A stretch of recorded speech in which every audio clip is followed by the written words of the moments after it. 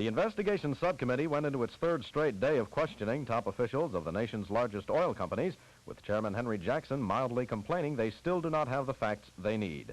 Senator Jacob Javitz of New York wanted to know what effect the lifting of the Arab oil embargo would have for Americans.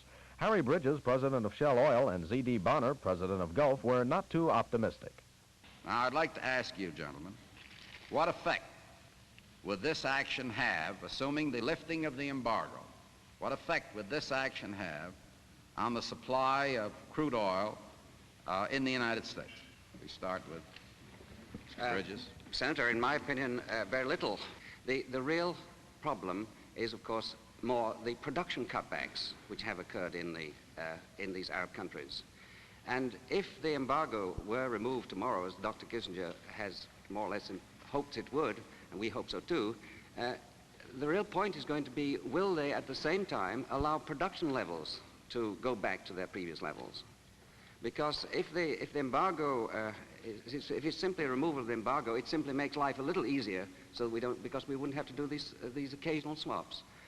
But unless the production is brought back to normal levels, then it's not going to make a great deal of difference to this country. I personally believe that the future problem we're going to have is not going to be, this is speculation, but it may not be the supply of oil at all. It may be our ability to pay for it, because we have obtained in some cases much larger numbers than the 55 billion that you cited, and it could be a prohibitive burden even if the oil is available.